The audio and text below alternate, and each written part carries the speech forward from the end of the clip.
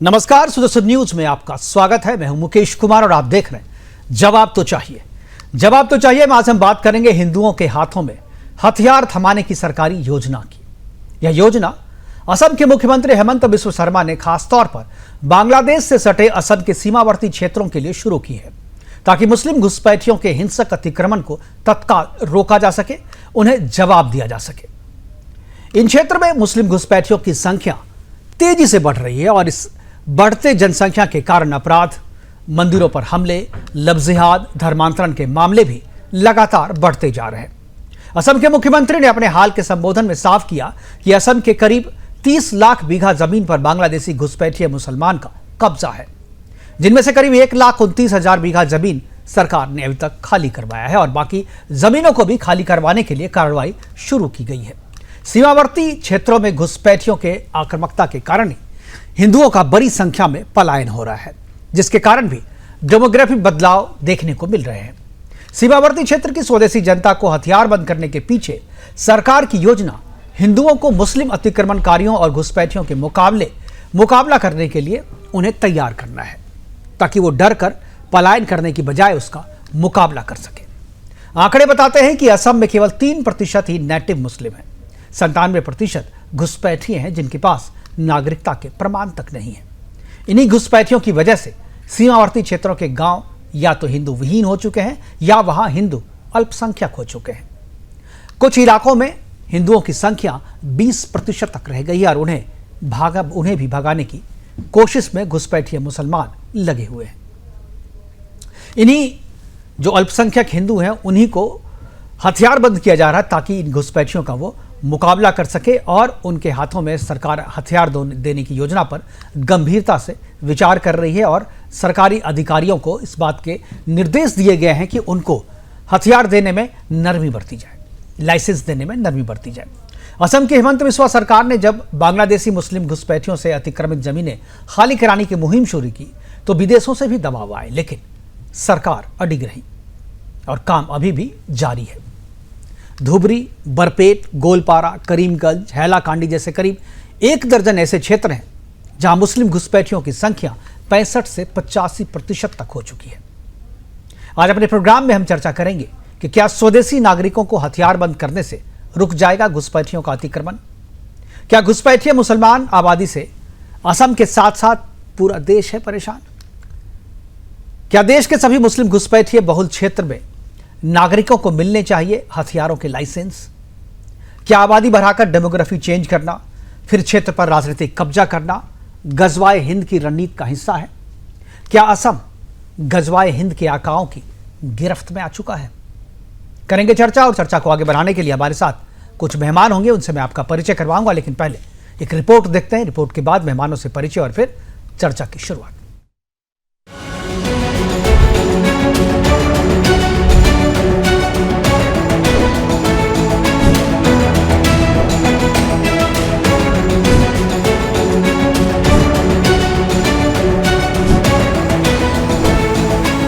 असम एक ऐसे मोड़ पर आ खड़ा है जहां उसकी सांस्कृतिक और धार्मिक पहचान पर सीधा हमला हो रहा है। बांग्लादेश से अवैध घुसपैठ और मुस्लिम जनसंख्या से लगातार बढ़ोतरी ने असम के मूल निवासियों, विशेषकर हिंदू समाज के सामने गंभीर संकट खड़ा कर दिया है। असम के मुख्यमंत्री हेमंत बिस्वा शर्मा ने साफ चेतावनी दी है कि अगर मौजूदा हालात पर रोक नहीं लगी तो 2041 तक असम में मुस्लिम आबादी हिंदुओं के बराबर या उससे ज्यादा हो जाएगी। सीएम हेमंत बिस्वा शर्मा ने डिब्रूगढ़ में प्रेस से बात करते हुए 2011 की जनगणना का हवाला दिया। उन्होंने बताया कि असम की कुल जनसंख्या 3.12 करोड़ थी, जिसमें 34.22% मुस्लिम और 61.47% हिंदू थे। शर्मा के मुताबिक असम में रहने वाले महज 3% मुस्लिम ही असली असमिया मूल के हैं। बाकी 31% मुस्लिम आबादी अवैध घुसपैठियों की है, जो मुख्यतः बांग्लादेश से आए हैं। सीएम शर्मा का स्पष्ट दावा है कि यदि यही रफ्तार रही तो आने वाले 20 वर्षों में हिंदू अपने ही राज्य में अल्पसंख्यक हो जाएगा। 1951 से लेकर अब तक असम के जिलों में मुस्लिम बहुलता तेजी से बढ़ी है। 2001 में 6 जिले मुस्लिम बाहुल्य थे: धुबरी, गोलपारा, बारपेटा, नगांव, करीमगंज और हैलाकांडी। 2011 में 9 जिले मुस्लिम बाहुल्य हो गए। इसमें मोरी गांव, बोंगाई गांव, और दारंग जुड़ गए। आज ये संख्या बढ़कर 11 जिलों तक पहुंच गई है। शर्मा ने इसे भूमि जिहाद नहीं बल्कि असम को खत्म करने की साजिश बताया। उनका आरोप है कि बांग्लादेशी मुस्लिम सरकारी और जंगलों की जमीन पर अवैध कब्जा कर रहे हैं। सीएम शर्मा ने खुलासा किया कि असम में 29 लाख बीघा करीब 10 लाख एकड़ भूमि पर अवैध कब्जा है। शर्मा ने यह भी कहा कि उनकी सरकार में मई 2011 से अब तक 1.19 लाख बीघा भूमि को अतिक्रमण से मुक्त कराया गया है, लेकिन अभी भी लाखों बीघा जमीन घुसपैठियों के कब्जे में। हेमंत बिस्वा शर्मा ने कांग्रेस को कटघरे में खड़ा करते हुए कहा है कि कांग्रेस वर्षों की वोट बैंक राजनीति से असम को इस हालात में पहुंचा दिया गया है। जहां जहां जनसांख्यिकी बदलाव हुए वहां कांग्रेस को अचानक वोट मिलने लगे। कांग्रेस ने वोट के लालच में बांग्लादेशी घुसपैठियों को संरक्षण दिया और असम के असली असमिया समाज को खतरे में डाल दिया। असम सरकार ने सीमावर्ती और संवेदनशील जिलों के स्वदेशी हिंदू समुदाय को सशक्त करने के लिए बड़ा ऐलान किया। अगस्त के पहले सप्ताह में हथियार लाइसेंस पोर्टल लॉन्च होगा, जिससे असमिया लोग घुसपैठियों और कट्टरपंथी ताकतों के खिलाफ अपनी सुरक्षा कर सकेंगे। शर्मा ने कहा, यह सिर्फ सरकार की लड़ाई नहीं बल्कि असम की अस्मिता की लड़ाई है। हम हिंदुओं और असली असमिया समाज को आत्मरक्षा के लिए तैयार कर रहे हैं। कांग्रेस नेता गौरव गोगोई ने इस फैसले को हथियार की राजनीति बताया। इस पर हेमंत ने पलटवार किया। कांग्रेस को हिंदुओं की सुरक्षा से दिक्कत क्यों है पूछा। क्या वे घुसपैठियों की चिंता हिंदुओं से ज्यादा करते हैं? शर्मा ने साफ चेतावनी दी, अगर आज हम कदम नहीं उठा पाए तो आने वाले 10 सालों में असम की सांस्कृतिक पहचान मिट जाएगी। हिंदू अपने ही घर में अल्पसंख्यक बन जाएंगे। असम की सरकार इस समय जनसंख्या नियंत्रण कानून और भूमि अधिकारों पर सख्त कानून लाने की तैयारी कर रही है। हेमंत ने साफ कर दिया है कि ये लड़ाई न सिर्फ राजनीति है बल्कि असम की अस्मिता और असली असमिया समाज को बचाने की जंग है। ये चेतावनी सिर्फ असम के लिए नहीं है बल्कि पूरे देश में हालात कमोबेश एक जैसे ही हैं। इन जिहादियों और घुसपैठियों की जनसंख्या अगर इसी तरह बढ़ती रही तो देशवासियों को हथियार देने की नौबत आ जाएगी, क्योंकि ये जिहादी हिंदुओं के घरों में घुसकर उपद्रव करेंगे, घरों को लूट लेंगे और पूरे देश में कश्मीर जैसे हालात पैदा करेंगे। फिर हिंदू कहा जाएगा। Bureau report, Sudarshan news.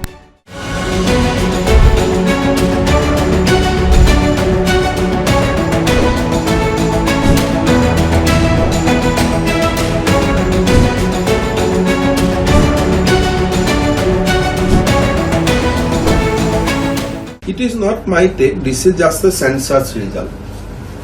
Today, as per 2011 census, in Assam 34% population is minority.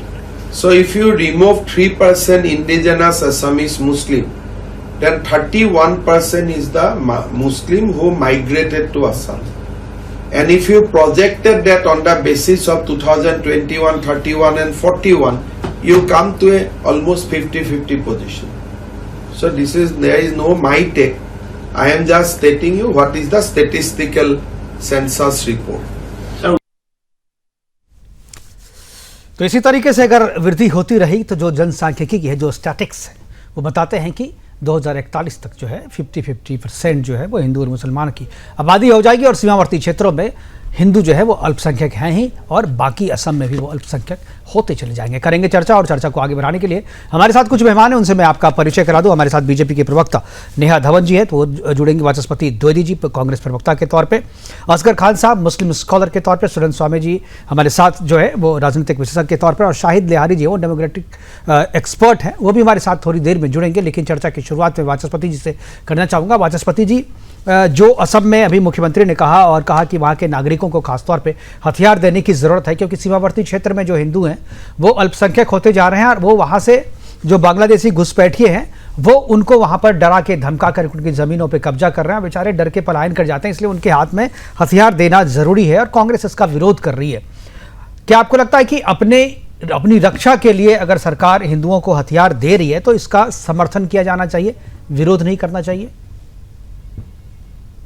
जी नमस्कार, और हमारे सभी पैनल साथियों को बहुत बहुत आदरपूर्वक नमस्कार।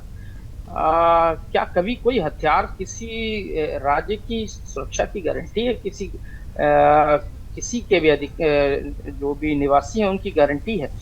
जहाँ तक आप मुख्यमंत्री जी का जवाब दे रहे हैं, इसके पहले जब मुख्यमंत्री बने असम से पहले, उसके पहले वो कांग्रेस में जब थे तब उनको चिंता नहीं थी। आप जरा देश का सेंसस उठा के देख लीजिए कि जब 1901 में 23 करोड़ देश की जनसंख्या थी, उसके बाद 36 करोड़ हुई, और बाद में 2016 का अद्यतन जो अगर हम मान ले तो 126 करोड़ रहे। इसमें जब देश की आजादी हुई थी उसमें लगभग 11 करोड़ मुस्लिम थे और लगभग 22 करोड़ कुल हिंदू थे। अगर आप आनुपातिक तरीके से देख लिया, आज 96 करोड़ हिंदू है और लगभग बाकी संख्या कुल और घटा दे तो 33-34 करोड़ के आसपास मुसलमान ठहरता है। आप कौन सी अनुपातिक गणना के हिसाब से, किस घटना के हिसाब से आपने संख्या बताया, लेकिन जो मुस्लिम वृद्धि दर है उस पे अगर आप ध्यान देते तो शायद ये बात नहीं कहते। मुस्लिम वृद्धि दर जो है वहां पे जो स्टैटिक्स बता रहा है, उसी बात पे उसी बात पे आ रहा हूँ। जब 22 करोड़ आज 96 करोड़ हो गए तो 4 गुना हिंदू हो गए ना आज के स्थिति के हिसाब से, ये हम बात करें। और उस समय 11 करोड़ मुस्लिम थे जो आज 33 करोड़। भाई अपने देश में अगर हिंदुओं की आबादी बढ़ रही है तो इसमें आपको दिक्कत क्यों, कांग्रेस को दिक्कत क्यों? दिक्कत तो ये है ना कि वहां घुसपैठिए जो मुसलमान है, जो बांग्लादेश के घुसपैठिए हैं, वो आकर के डेमोग्राफी चेंज कर रहे हैं और उसकी वजह से मुसलमानों की जनसंख्या बढ़ रही है। अगर अपने इंडिजिनस मुस्लिम हैं जो 3%, उनकी जनसंख्या बढ़ती तो वो तो अच्छी बात थी, उस पर किसी को कोई आपत्ति नहीं है। लेकिन ये बांग्लादेशी घुसपैठियों के कारण जो आबादी बढ़ रही है और उसके कारण जो समस्या हो रही है उस पर ध्यान आकर्षित करने के लिए उन्होंने कहा यार इसको रोकने, घुसपैठियों को रोकने के लिए हथियार देने की बात कही है कि भाई जो हिंदुओं हैं वहां पे सीमावर्ती क्षेत्र में उन्हें हथियार बंद किया जाए ताकि इन घुसपैठियों का वो मुकाबला कर सके। हाँ ठीक है 34% आज भी विश्वेश्वर शर्मा जी के और अभी लेटेस्ट आंकड़े के अनुसार 34% केवल मुस्लिम है, ठीक है, 64% हिंदू है। आप किस गणना के आधार पर ये कह रहे हैं कि उसके बाद वो समानुपातिक 2041 में समानुपात में हो जाएंगे? ऐसी कौन सी गणना है आज तक? कौन सी मैंने आपको हेमंत बिस्वा शर्मा का वो प्रेस कॉन्फ्रेंस, वो जो बयान था वो दिखाया, वो भी जो है स्टैटिक्स पे बात कर रहे थे और जो ऑफिशियल आंकड़ा है, डेटा है, उस डेटा पे बात कर रहे थे। वो कोई पॉलिटिकल भाषणबाजी नहीं थी। कैसे हो गया, कैसे हो जाएगा? आप खुद निकाल के देख लीजिए। चलिए मैं तो देख चुका हूं, मैं देख चुका हूं। मैं स्टैटिक्स, मैं इकोनॉमिक्स का विद्यार्थी हूं, स्टैटिक्स भी जानता हूं और जिस हिसाब से उन्होंने अनुमान लगाया वृद्धि दर को देखते हुए, उसके हिसाब से उनकी गणना जो है बिल्कुल सही थी। मुझे उसमें कोई आपत्ति नहीं। पता नहीं आप क्यों नहीं समझ पाए, बहुत सामान्य सी गणना उन्होंने बताई थी। मैं असगर खान साहब के पास जाना चाहूंगा। असगर साहब, ठीक है सर, 66% नहीं ठीक है, मैं बताऊंगा। आप वृद्धि दर को नहीं देख रहे हैं ना। वृद्धि दर के आधार पर जो है अनुमान लगाया जा रहा था। हर एक 10 साल के बाद जो डेटा है, हर एक 10 साल के बाद जो डेटा है उसके गैप में जो वृद्धि दर है, उस वृद्धि दर के आधार पर 41 तक जो है 50-50 होने का अनुमान लगाया गया था। वो अनुमान था, वो एग्जैक्ट आंकड़ा नहीं था। ठीक है असगर खान साहब। अरे मुकेश जी कैसे मान ले 34%, 66% का कैसे मुकाबला कर लेगा? मुकाबला भाई कुछ तो थोड़ी करनी है। मुकाबला हिंदुओं से किसी को डर नहीं है सर, हिंदुओं से किसी को डर नहीं है। मुसलमान से डर है, घुसपैठिए मुसलमानों से डर है, इसीलिए उनको कह रहे हैं मुकाबला करने कोई लड़ाई नहीं हो रही है। अरे तो भैया सरकार किसकी है? तो सरकार दे रही है, इसीलिए तो लड़ने के लिए, इसीलिए बचने के लिए, आत्मरक्षा के लिए सरकार जो है, और सरकार ने हथियार देने की योजना बनाई है। सरकार ही से डरने की वजह से वो जानते हैं कि उनकी सरकार जाने वाली है, इसलिए उल जलूल बयान वो जारी कर रहे हैं और इस तरीके की कोशिश कर रहे हैं कि हिंदू मुस्लिम ध्रुवीकरण हो जाए, जिससे अब वहाँ अब इसमें बचा क्या है? वहाँ ध्रुवीकरण में आप भी वाचस्पति जी गजब का मजाक करते हैं। आप गजब का मजाक कर रहे हैं आप, उसमें ध्रुवीकरण हो जाए। हमारे असम में ध्रुवीकरण आज से हो रही है। मजाक तो आप कर रहे हैं। अरे आप कर रहे हैं भाई साहब, आप समझ रहे नहीं, दुनिया समझ रही है, आपको कुछ समझ में नहीं आ रहा है। चलिए ठीक है, नेहा जी हमारे साथ जुड़ गई है। नेहा जी ठीक है, वाचस्पति जी मैं आऊंगा, दोबारा आऊंगा आपके पास। नेहा जी जुड़ गए, लेकिन असगर साहब कुछ बोलना चाह रहे हैं। असगर खान साहब ठीक है, आप हथियार देके आप बराबरी करना चाहते हैं, गृहयुद्ध की स्थिति पैदा करना चाहते हैं देश के अंदर, ठीक है, और वो भी सीमांत राज्य में।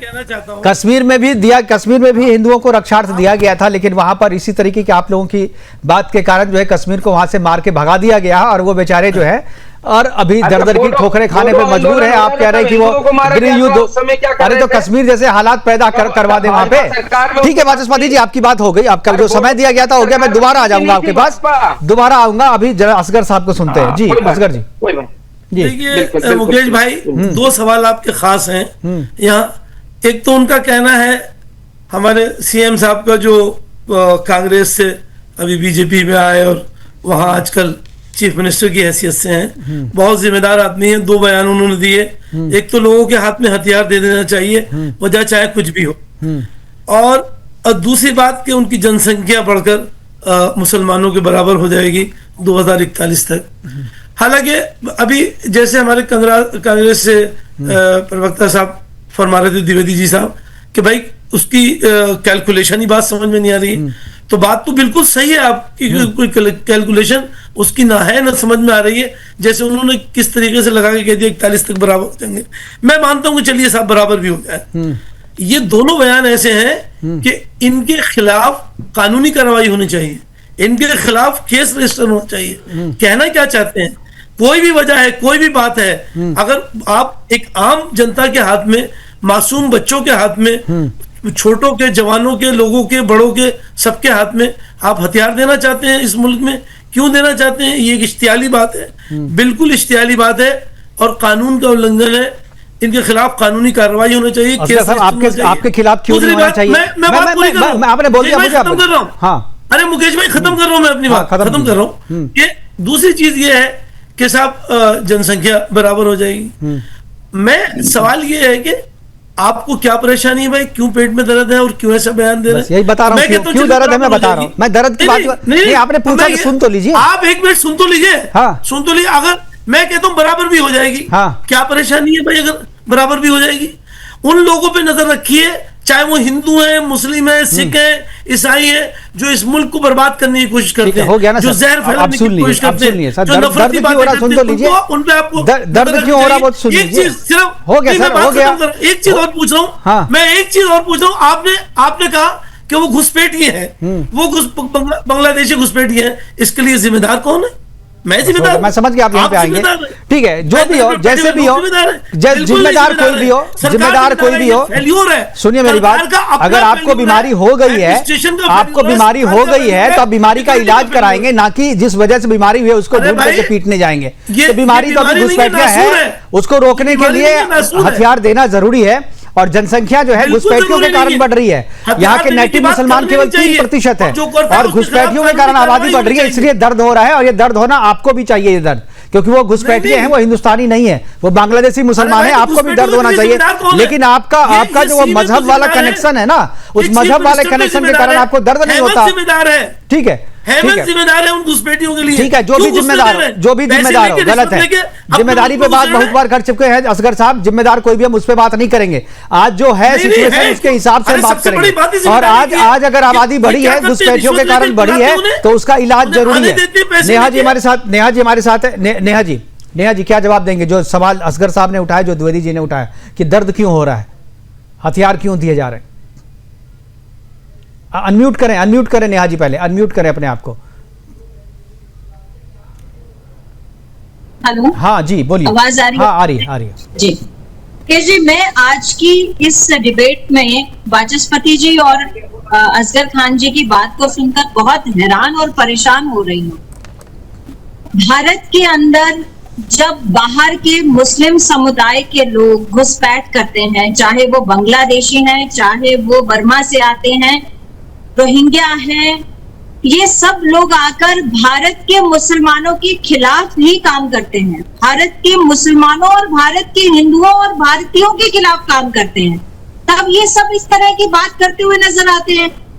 आज अगर असम में 34% मुस्लिम समुदाय की आबादी हो जाती है और 60% लगभग जो है वो हिंदू रहते हैं, लेकिन इन 34 में से 31% वो मुस्लिम हैं जो बाहर से घुसपैठ कर भारत के अंदर आए हैं। ये चिंता का विषय होना चाहिए। लेकिन आज बात हो रही है समुदाय का, कैसे आ गए? आपकी सरकार है, आप जवाब दीजिए, कैसे आ गए? अरे भाई आज से नहीं आए सर, आज से नहीं आए हैं। और ये हथियार सबको नहीं दिया जा रहा है, वो सीमावर्ती क्षेत्र में दिया जा रहा है, जहाँ पर मुस्लिम आबादी 60 से 85% हो गई है। अब बोलने से कोई फायदा नहीं है। आपको जब समय मिला था तब आप बात करते हैं इस बारे में, लेकिन उस समय तो आपके सवाल का जवाब चाहिए। ठीक है, आपने सवाल जो पूछा सुन लिया सबने, असगर साहब जवाब दे लीजिए आप। वो आके आप जवाब दे सरकार का फेल्योर है। ठीक है, मैं दे दूंगा जवाब उसको, चलो जवाब दीजिएगा। लेकिन उस समय आपको बाहर के मुस्लिमों से जो प्रेम दिखता है वो मत भूलिएगा। फिर भारत के मुसलमान की बात करिएगा जब आपको समय दिया जाए। मैं वाचस्पति जी की एक बात कहना चाहूंगी। इन्होंने 2 शब्द इस्तेमाल किए मुकेश जी, एक ध्रुवीकरण और एक गृह युद्ध। बहुत चिंताजनक विषय मुकेश जी। आज इनको गृह युद्ध दिख रहा है, लेकिन जब पत्थरबाज कश्मीर में निकलते हैं, जब कश्मीर से हिंदुओं की बेटियों की इज्जत लूटी गई, उनके घर लूटे गए, उनका सारा कुछ लूटा गया, तब इनको गृह युद्ध नहीं दिखा। आज इनको गृह युद्ध दिख रहा है। आज इनको ध्रुवीकरण दिख रहा है कि बिहार का चुनाव है और अब असम का चुनाव होगा। ठीक है नेहा जी। सुरेंद्र स्वामी जी, आपने सबको सुना, और ये असम में जो हो रहा है, मुझे लगता है कि इस तरीके की आबादी, जिस आबादी को लेकर के हथियार बंद करने की बात की जा रही है, ऐसे पूरे देश में बहुत सारे ऐसे पॉकेट्स में, दिल्ली की बात करूं तो करीब दिल्ली में 1 दर्जन इलाके ऐसे हैं जहां पर मुस्लिम घुसपैठियों की संख्या जो है और मुस्लिमों की आबादी जो है वो इतनी ज्यादा बढ़ गई कि उसके कारण लॉ एंड ऑर्डर की समस्या हर रोज हमें देखने को मिलती है। क्या आपको लगता है कि ऐसे सभी क्षेत्रों में हिंदुओं को अपने आत्मरक्षार्थ हथियार देने की जरूरत है? अब मुकेश जी, इसके 2 पहलू हैं जी। पहला पहलू तो ये है कि आसाम की हम बात करें तो वहाँ जो 31% जो मुस्लिम बांग्लादेशी हैं वो घुसपैठिए नहीं है सभी। वो भागकर आए थे जब बांग्लादेश बनने वाला था, और देश के कानून ने 71 की एक कट ऑफ डेट है, उस तक जो लोग आ गए उनको यहाँ का नागरिक स्वीकार कर लिया, भले ही वो बांग्लादेशी मुस्लिम से हैं। अब प्रश्न आता है दूसरे हिस्से का कि भाई ये आबादी उस हिसाब से बढ़ेगी या नहीं बढ़ रही है आसाम में। देखिए, ये जो 34% हैं ये 2011 के हैं, और हम लोग आज सोच रहे हैं आज 34% नहीं है बिल्कुल। उन्होंने जो इंटरपोलेशन किया है वो 41 तक का किया है। तो आप आज मत गिनिए, आप 2011 में अगर 34% हैं तो आने वाले आप 30 सालों में 2041 में 30 साल में कितनी आबादी बढ़ी होगी आप इसका अंदाज लगाइए। एक तो लोकल पॉपुलेशन का बढ़ना, उसके बाद घुसपैठ लगातार जारी है, उसकी वजह से बढ़ना। तो इसमें कोई आश्चर्य वाली बात नहीं है। वो एक राज्य के मुख्यमंत्री हैं, उनके पास सारे डेटा हैं, सारा एनालिसिस है, और उन्होंने एक चिंता जाहिर की है कि अगर इसी रफ्तार से घुसपैठी अवैध आते रहे और यहाँ आबादी बढ़ती रही तो वो हो जाएंगे।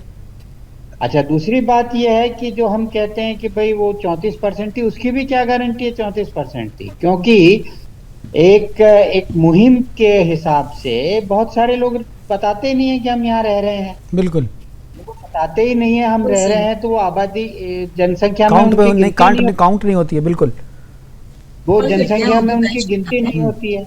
अब दूसरा पहलू ये आता है कि जो आबादी का विषय है उसमें सबसे पहला प्रश्न ये कि किसी भी देश में जो घुसपैठी हैं, जो अवैध रूप से आए हैं, अगर उन अवैध रूप से आने वाले घुसपैठियों को सरकार टैकल नहीं कर सकती है तो जनता तो उनको टैकल नहीं कर सकती। देखिए, अभी जो हथियारों की बात हो रही है वो हथियारों की बात कोई ऐसी नहीं हो रही कि हर आदमी को हथियार दे रहे हैं।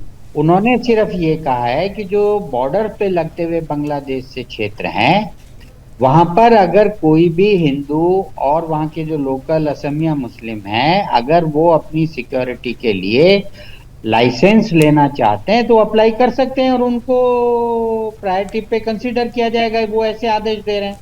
सरकार अपनी तरफ से तो किसी को हथियार नहीं दे रही है, सरकार सिर्फ लाइसेंस दे रही है, और इस देश का कानून है, इस देश के कानून में कोई भी लाइसेंस ले सकता है। तो अगर वो उसको एक्सपेडाइट करके कहते हैं कि भाई आप अपनी सुरक्षा खुद भी कीजिए, हम भी करेंगे, तो उसमें वो लाइसेंस की बात है, वो कोई सरकार थोड़ी हथियार। हाँ बिल्कुल, ऐसा थोड़ी जी कि भाई AK-47 ट्रक पे रख करके आकर के मारा जा रहा है। लोगों के हाथ में हथियार देना चाहिए।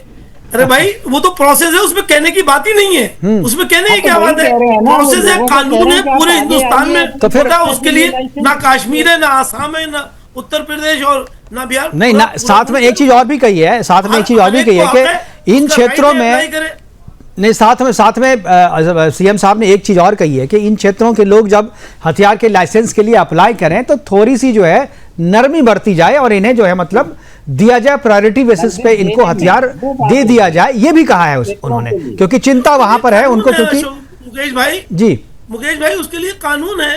तो भाई कानून के तहत ही बोल रहे हैं आप। मुख्यमंत्री कोई गैर कानूनी बात थोड़ी बोलेंगे, मुख्यमंत्री गैर कानूनी बात थोड़ी बोलेंगे। कानून के बाहर थोड़ी जा रहे हैं असगर साहब, सुन लीजिए ना मेरी पूरी बात को, आप बीच में बोलने लगे। वो नहीं, क्या मुख्यमंत्री इसमें कानून बोलने के की बाहर बात जाएगा नहीं। क्या? आप तो कह रहे हैं साहब। वो कानून में ही कह रहे हैं कि भाई कानून है, आप अप्लाई कीजिए, लाइसेंस लीजिए, और आपके साथ नरमी बरतेंगे, थोड़ा आप एक्सपीडाइट कराएंगे प्रोसेस को, तो उसमें क्या ऐतराज होगा? अब मेन मुद्दा है भाई वो मुकेश कहने जी की पूरे बात ही नहीं देश है। का। आप अगर जो कानूनी बात है क्यों कह रहे हैं? एक मिनट असगर साहब सुन तो लीजिए, आप बोल रहे थे कोई नहीं बोल रहा था, आप बीच में बोल रहे हैं, प्लीज। अब देखिए हमारा डिबेट उस तरीके का नहीं है, प्लीज। ना कोई सिफारिश की बात अरे मैं आ जाऊंगा आपके पास असगर साहब, दोबारा मौका दूंगा आपको। पूरा कोई आपने कहने यहाँ की पे जरूरत अपना नहीं। दिखा दिया तो आधी टोपी बोलने भी नहीं दे रहे हैं। जी ये जी क्या बोलिए। तरीका है? अरे आप मुसलमान की तरह क्यों बोलने लगे? स्कॉलर हम भी तो बता रहे हैं ना, प्रॉब्लम डिटेल कर अरे रहे भाई हैं, मुसलमान आप की तरह सुनिए नहीं, फिर जवाब मैं देना। हिंदुस्तानी की तरह अब बोल रहा पूरे हूं। देश की आप जब हिंदुओं की बात तरह मत आती बोलिए। है, अब जब पूरे खैर देश करने की वाले बात तरह मत आती है बोलिए। तो उसमें विषय ये उठता है कि जो घुसपैठिए हैं वो रह रहे हैं, उनको कैसे आइडेंटिफाई करके निकालेंगे? अब ये तो सरकार निकालेगी, आप और हम तो जाके नहीं निकाल सकते। हम तो गोली मार देंगे अगर हथियार होगा, लेकिन बाहर तो नहीं निकाल सकते ना।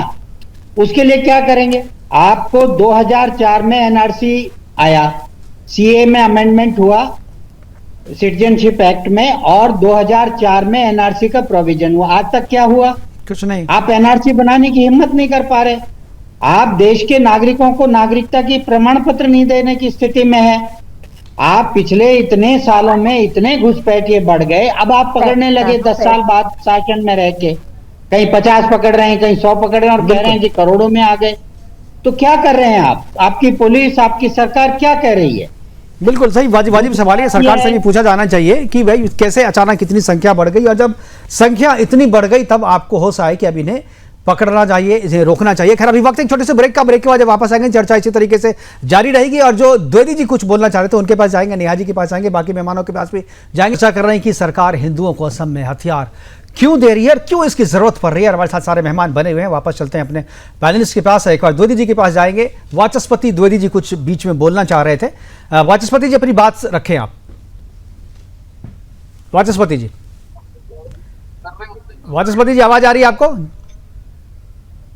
जी जी जी जी जी कहिए। जी आप कुछ बोलना चाह रहे थे, बीच में मैंने आपको रोक दिया था। अगर आपके पास बोलना चाहते हैं वो, नहीं तो मैं नेहा जी के पास जाऊंगा। जी जी जी जी मैं ये कहना चाह रहा हूँ। तो देखिए प्रफुल्ल कुमार मोहंती जी की सरकार बनी थी बोडो आंदोलन, ठीक है, उस समय भी वो लोग जो हिंदू थे उनके खिलाफ काम कर रहे थे और हिंदुओं की हत्या जेनोसाइड किया जा रहा था। उस समय आपको अच्छी तरह ध्यान होगा कि किस तरीके से हुए थे। लेकिन आज वो पार्टी कहाँ है? वो पार्टी का अस्तित्व समाप्त हो गया। अगर कोई भी सरकार इस तरीके का काम करेगी कि जो जनहित के खिलाफ होगा, वो कोई भी सरकार हो, वो चली जाएगी। और आज भी देखिए कि जो उसके समर्थित लोग हैं वो आज भाजपा के साथ है। वो आज भाजपा के साथ क्यों है? दूसरा चलिए छोड़िए, आप उसकी बात करें, आप मणिपुर की बात कर लिए ना, कुकी मेते का झगड़ा आज आप समाप्त नहीं कर पाए। उनके पास तो हथियार खूब है, खूब एक दूसरे की हत्या कर रहे हैं। हथियार परेशान हो गया हूं, कांग्रेस के प्रवक्ताओं से परेशान हो गया हूं मैं। और ये मणिपुर का रोग आप लोगों को छूटता नहीं है। मणिपुर की समस्या क्या है आप लोग को पता नहीं। पूछता मैं कुछ हूं, जवाब आप कुछ देते हैं, कुछ भी पूछो मणिपुर चले जाते हैं। भाई साहब थोड़ा सा तो ख्याल सब्जेक्ट पे रहिए आप लोग। सब्जेक्ट पे क्यों नहीं रहते? चलो शाहिद लोहारी जी हमारे साथ जुड़ गए। एक बार मैं कहूंगा उनका फ्रेम ठीक करें। एक बार मैं शाहिद जी के पास जाऊंगा। शाहिद जी आपको आवाज आ रही है? मेरी आवाज तो आ रही मेरी?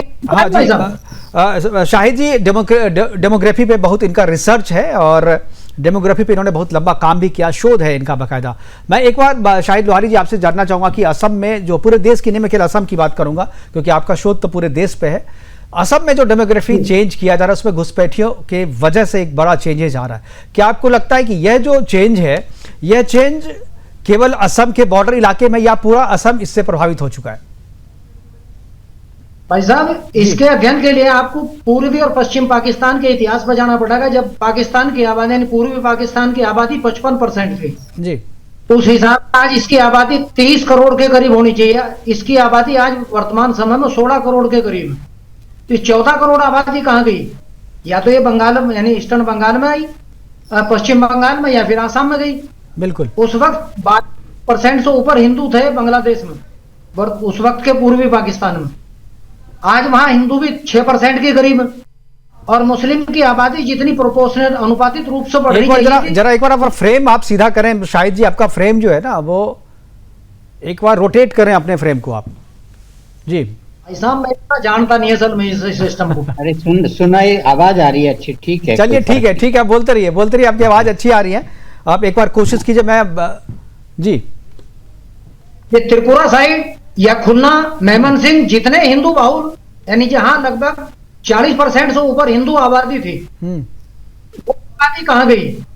उस वक्त पूर्वी पाकिस्तान यानी वर्तमान बांग्लादेश में सिलहट, खुलना, चट्टागांव, मेमन सिंह, वहां कभी 64 में, 1951 में अलग अलग समय पर दंगे हुए। वर्तमान समय में लगभग अकेले 15 जिले नहीं, अगर टोटल जिले को आसाम को जोड़े 1931-41 की जनगणना, जब धर्म आधारित जनगणना के आंकड़े तैयार किए गए, उस अनुपात में आज बांग्लादेश की आबादी अगर 30 करोड़ से ऊपर होती तो उसकी आबादी 16 करोड़, 10 करोड़ के करीब आबादी कहाँ गई 10 करोड़ से ऊपर? बिल्कुल, वो सारी या तो आसाम में या भारत के बांग्लादेश में यानी पूर्व पश्चिम पाकिस्तान, इसमें बंगाल में आई। आज हम जमुना के करीब जितने पड़े हुए बंगाली देख रहे दिल्ली में या कहीं भी देश में, उनकी ज्यादातर आबादी कहीं ना कहीं बांग्लादेश, चूंकि बांग्लादेश और भारतीय बंगाल, पश्चिम बंगाल की आबादी का यानी जिसे हम कहते हैं एंथ्रोपोलॉजी, उसकी शारीरिक बनावट एक जैसी, बिल्कुल, इसलिए उसका ये पता बहुत मुश्किल है कि वो कौन से बंगाल का। उसी का लाभ उठाकर मैं त्रिपुरा की साइड से आसाम में घुसे। आसाम में लगभग इस वक्त बांग्लादेश यानी विशेष रूप से मुस्लिम की आबादी 6 करोड़ से ऊपर आसाम में प्रवेश कर चुकी। इसी कारण पूरे आसाम की डेमोग्राफी को उन्होंने चेंज कर दिया। और जहां तक आप दूसरे राज्यों की बात कर रहे हैं जैसा मणिपुर, मेघालय, वहां चूंकि क्रिश्चियन मेजोरिटी है, क्रिश्चियन मेजोरिटी में मुस्लिम का समाहित होना थोड़ा मुश्किल है, चूंकि वो भी उतने ही कंजर्वेटिव है। अपने व्यवस्था के हिसाब से उन ईसाइयों का मुसलमान को आबाद होना बड़ा मुश्किल है, इसीलिए उनका सही और आसान शिकार हिंदू आसाम का, इसीलिए वो आसाम में आसानी से समाहित हो रहे और धर्मनिरपेक्ष हिंदू के माध्यम से उधर राजस्व और प्रशासनिक व्यवस्था के अनुरूप उन्हें वहां शरण मिली। उसी शरण का लाभ उठाकर उन्होंने नागरिकता, अपने राशन कार्ड या दूसरी जो सुविधाएं उनके लिए हो सकती वह सब प्राप्त की। इसकी परिणति है कि आज आसाम की 15 जिले नहीं, अगर आप टोटल इन ग्रोथ अगर देखेंगे तो पूरे जनपद जो है वो उससे प्रभावित हैं, असामान्य रूप से मुस्लिम जनसंख्या की ग्रोथ से। बिल्कुल सही बात कहा, बिल्कुल सही बात है। बहुत अच्छी स्टडी है आपकी। मुझे लगता है हमारे जितने भी लोग हैं, वाचस्पति जी अगर सुन रहे हैं तो मुझे लगता है वाचस्पति जी को जवाब मिल गया होगा और क्यों यहाँ जनसंख्या है। और आप जो कह रहे हैं कि घुसपैठिए रोकने के लिए भाई बीजेपी जिम्मेदार है, ठीक है, बीजेपी जिम्मेदार है, लेकिन वो केवल बीजेपी के टाइम में नहीं है। 2014 से पहले घुसपैठिए नहीं थे ऐसा नहीं है ना, उससे पहले ही तो सारी जनसंख्या, तो उसके ज़्यादातर जनसंख्या जो 80% जनसंख्या जो घुसपैठियों की वो तो 14 के पहले की है। तो आज आप बीजेपी को जिम्मेदार कह रहे हैं, लेकिन उसके पहले तो भाई कांग्रेस जिम्मेदार है इसके लिए। नहीं, 14 के बाद इसका मतलब कोई इन्फिल्ट्रेशन नहीं हुआ ना? नहीं हुआ, मैं तो कह रहा हूं दोनों जिम्मेदार हैं, लेकिन भाई ज्यादा आपके क्षेत्र आपने अपने टाइम में काम किया होता तो शायद जो है यहाँ रुक गया होता। जी नहीं हुआ जी, ठीक है। मैं नेहा जी बोलना चाह रहे, नेहा जी ठीक है। जी देखिए, असम की जो जनसंख्या मुस्लिम वृद्धि हुई, ये आज का किस्सा नहीं है, ये 2014 का किस्सा नहीं है कि जब से भारतीय जनता पार्टी की सरकार केंद्र में आई है तब से ये बढ़ रहा है, या असम में भारतीय जनता पार्टी की सरकार बनी तब से बढ़ रहा है। 1951 में ये जनसंख्या वृद्धि, मुस्लिमों की जनसंख्या वृद्धि होना शुरू हो गया था, क्योंकि पलायन 1951 के आसपास शुरू हो गया था। और इस बात का तो यहाँ बैठे सभी लोग जानते हैं कि पलायन कब शुरू हुआ था।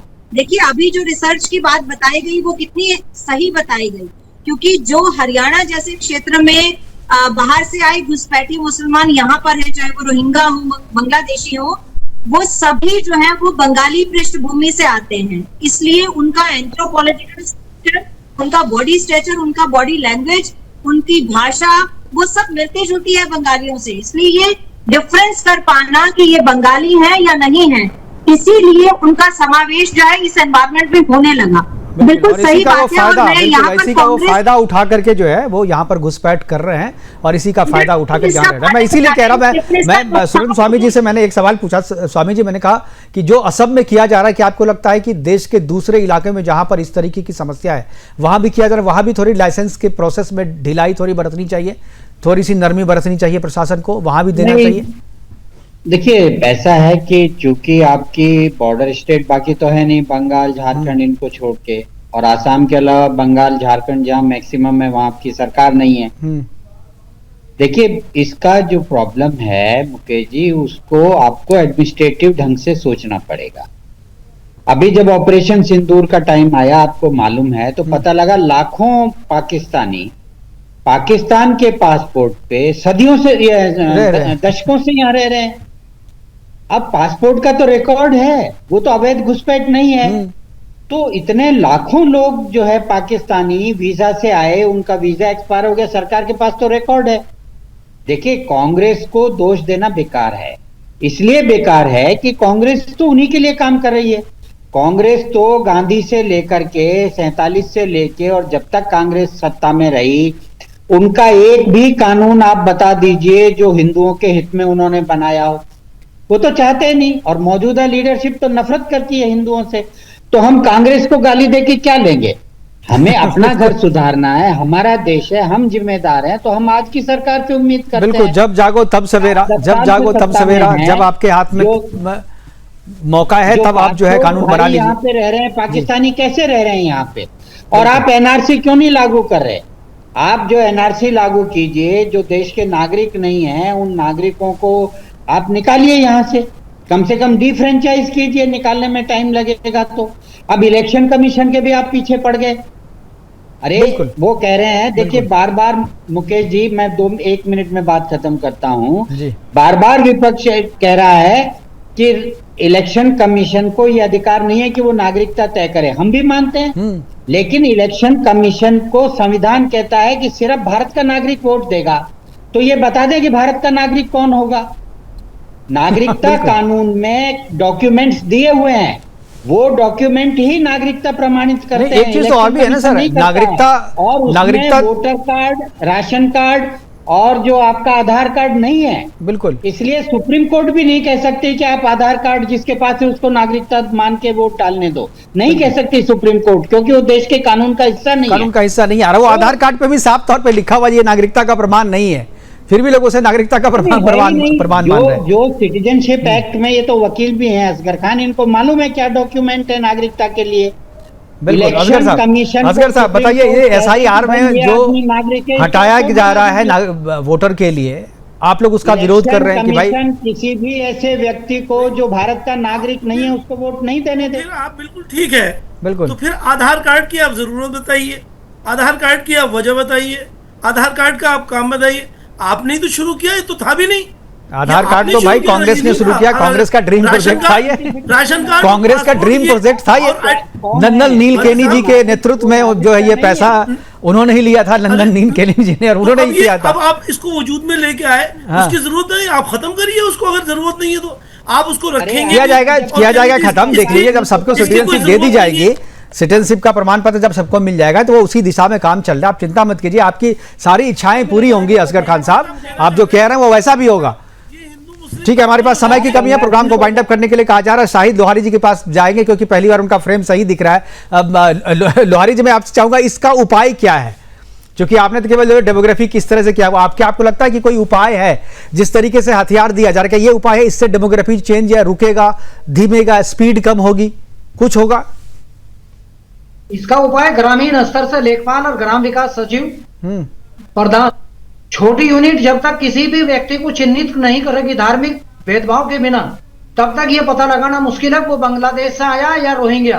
क्योंकि ये सब काम अभी सब लोग पकड़े गए, जैसा पश्चिम उत्तर प्रदेश में उन्हें प्रधान के सहयोग से, ग्राम विकास अधिकारी और लेखपाल के सहयोग, राजस्व अधिकारियों के सहयोग, बिल्कुल उनकी सही का यही बात जनता एनआरसी में सुदर्शन की जो मुहिम थी जनता एनआरसी की, उसमें भी यही बात कही कि जब तक रूट लेवल पर, ग्राम लेवल पर, मोहल्ले लेवल पर, कॉलोनी के लेवल पे या अपार्टमेंट के लेवल पे इस बात की पहचान नहीं होगी कि हमारा पड़ोस में रहने वाला व्यक्ति कौन है, उसकी पहचान क्या है, तब तक जो है आप घुसपैठिए की पहचान नहीं कर पाएंगे। इसलिए सरकार के सिस्टम पे हमेशा डिपेंड मत रहिए, अपना सिस्टम लगाइए। आपके पड़ोस में कौन रहता है उसकी पहचान उजागर कीजिए। अगर वो लगता है कि ये पड़ोस में रहने वाला व्यक्ति जो है उसकी पहचान संदिग्ध है, तो तुरंत बगल के थाने में रिपोर्ट कीजिए और उसके नागरिकता की जांच कीजिए। फिलहाल हमारे साथ जुड़ने के लिए सुरेंद्र स्वामी जी आपका, असगर खान साहब आपका, साहिद जी आपका और नेहा जी आपका बहुत बहुत धन्यवाद। आप इस महत्वपूर्ण चर्चा में जुड़े और अपनी बातें हमारे दर्शकों के साथ साझा की। असम में जो हो रहा है वो समस्या का समाधान केवल नहीं, वो तत्काल कुछ देर के लिए समस्या उससे रोकी जा सकती है, पलायन कुछ देर के लिए ठहरा सके, लेकिन ये स्थायी उपाय नहीं है। स्थायी उपाय ये है कि सारे घुसपैठियों की पहचान हो और उसे सीमा पार किया जाए, क्योंकि जब तक ये घुसपैठी आपके सीमा के भीतर रहेंगे तब तक इस तरीके की समस्याएं होती रहेगी। अभी असम में हुआ है, कल आपके और हमारे राज्यों में भी होगा, आपके और हमारे मोहल्ले में भी होगा, आपके और हमारे कॉलोनी और हमारे अपार्टमेंट में भी होगा। इसलिए सचेत हो जाइए, अपने पड़ोसियों को पहचानिए, उसकी पहचान उजागर कीजिए। अगर जरा से भी कोई संदिग्ध लगे तो उसकी पहचान तुरंत जो है बगल के थाने में दीजिए और उसे पहचान करवाने के लिए, गिरफ्तार करवाने के लिए, आगे की कार्रवाई के लिए प्रेषित कीजिए। फिलहाल अभी के लिए इतना ही, दीजिए इजाजत, नमस्कार।